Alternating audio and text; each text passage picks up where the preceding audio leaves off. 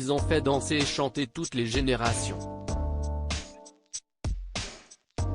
Les personnages emblématiques de l'opéra rock Starmania sont de retour, cette fois-ci sur les planches de la scène musicale de Paris, billetterie ici.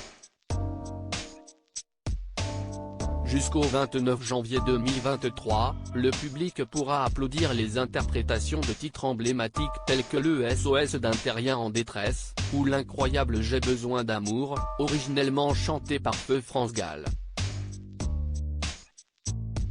Mais une foule de petits vénards a eu l'opportunité de découvrir le spectacle, avant tout le monde, le 8 novembre 2022 lors de la première exceptionnelle de ce show, créé en 1979 par Michel Berger et Luc Plamondon.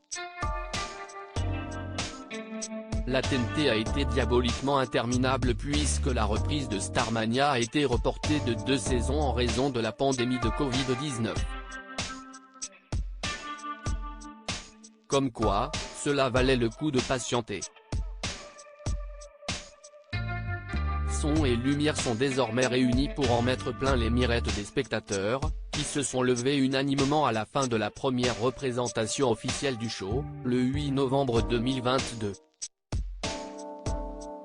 Sur la scène, outre les nouveaux visages de Johnny Roquefort, Côme, Cristal, Lilia Haddad, ou 0 janvier, David La Tulipe, toute l'équipe s'est réunie juste avant la tombée du rideau.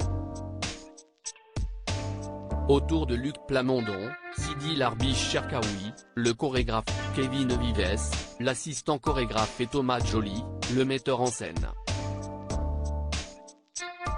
Brigitte Macron illumine la scène musicale pour venir assister à la première de Starmania, les spectateurs ont foulé un tapis bleu installé à l'entrée de la scène musicale. À l'intérieur, chacun a profité d'une exposition photo sur le thème de l'opéra rock. Brigitte Macron, évidemment, était venue assister à ce grand événement. Si est Nicolas Guéquier, directeur artistique de Louis Vuitton et costumier de la comédie musicale, qui avait habillé la première dame d'une sublime veste à sequins dorés.